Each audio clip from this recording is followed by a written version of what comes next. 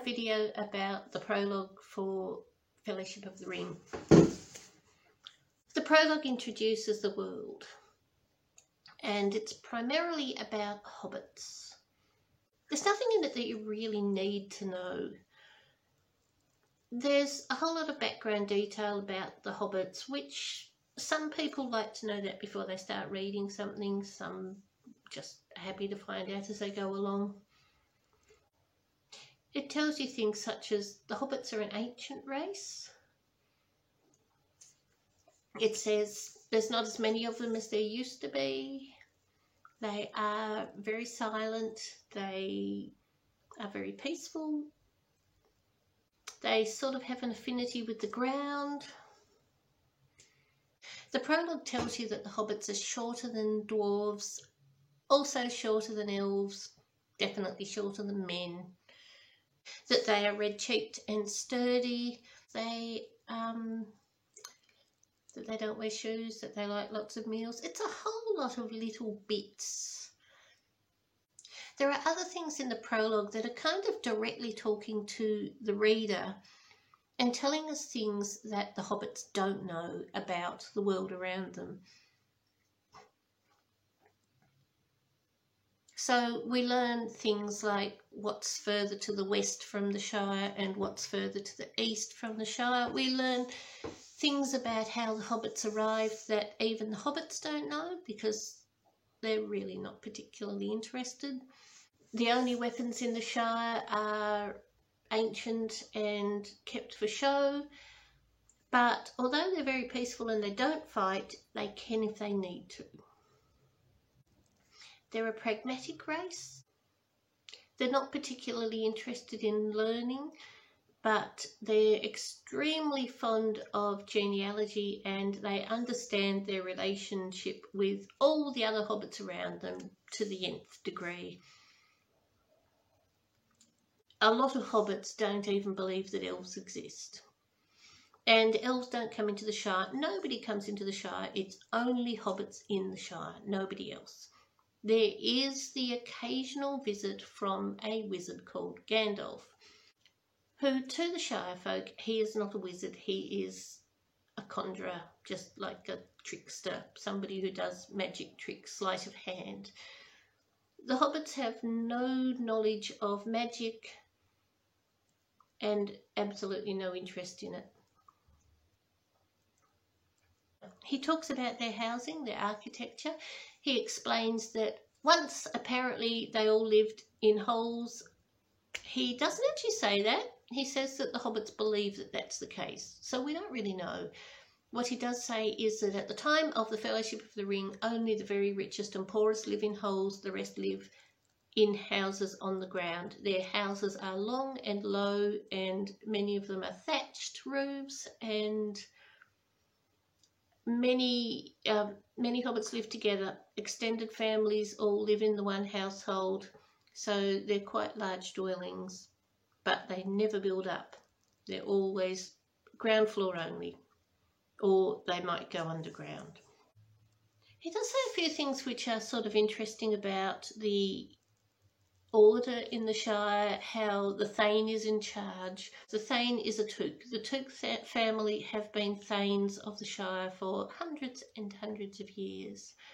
And everyone's happy with that because they're very good at whatever it is they do, which seems to be sort of social because everybody knows their place in the Shire. So there's not that much to do and they don't really mix with outside. But if there is any mixing with outside to be done, it would be the Thane who did that. Officialdom in the Shire is represented by the Mayor, who lives in a village called Michel Delving. The Mayor controls law and order, and there's not really much of that to be done. It seems to be a matter of like stray beasts, so the Pound, and border control, which are a bunch of people they call bounders. Their job is to beat the bounds, and that means they basically patrol the borders of the Shire and keep strangers out. The Mayor has increased the number of bounders because there are more strangers starting to appear at the edges of the Shire. It's a very chance reference and not much attention is drawn to it. He then goes on to talk about pipeweed. Presumably somebody wanted to know that once.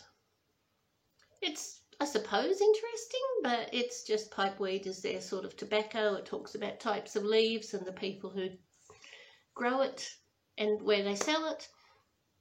And then he talks about, what's the next section? He talks about the finding of the ring. So that's basically the synopsis of The Hobbit, which you kind of need to know coming into this story. Basically how a hobbit called Bilbo, along with a wizard called Gandalf and a bunch of dwarves, leave the Shire, cross that almost impenetrable mountain range, heading east, have adventures, find treasure, and come back. That is, Bilbo comes back. And on that journey across the mountain range, Bilbo goes underground down into some caves where he meets a creature who lives in those caves and has done so for a very long time. And that creature had a magic ring that made him invisible. And various little adventures ensued, at the end of which Bilbo has that ring and takes it away with him and brings it back to the Shire. And that's probably all we need to know, really.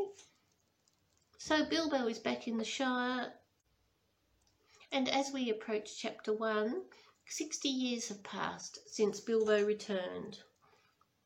I do think that was a really clever distance to choose, because you can have a whole new range of characters.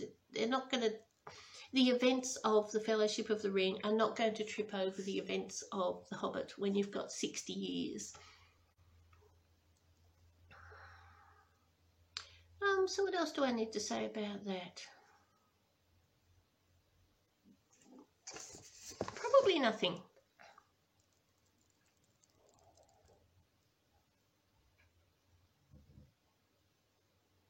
I will say that in the prologue, Tolkien sort of Tolkien frames the story as a history. He is telling us the history of an event that happened a very long time ago. He has gleaned details about this history from the very few sources now available to him, one of which is the Red Book of Westmarch, known at the time of its first printing as There and Back Again. And that is the book that we know as The Hobbit. So The Hobbit is one of his principal references, being Tolkien, the fictional historian. And The Lord of the Rings is the story that he has pieced together based on information he has found.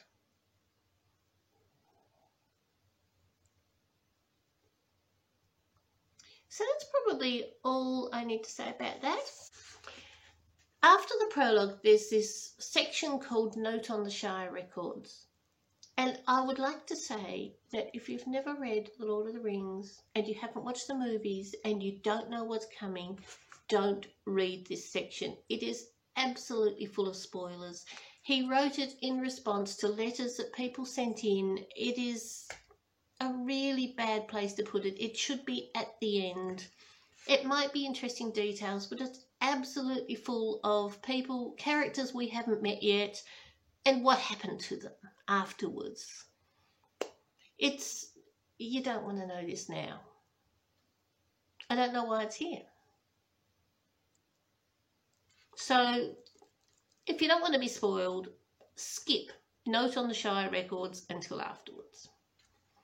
And because of that, I'm actually just not going to cover that here at all. It doesn't belong. So this brings us to chapter 1 of the Fellowship of the Ring. But that said, I'm actually not going to put that next. I'm going to do a short video on the geography of the Shire, and then I'm going to do a video or a few videos on Hobbit genealogy. They're not necessary for this, of course, any more than they are necessary for reading the actual books or for watching the movies, but I found them quite interesting, so I decided to do them anyway.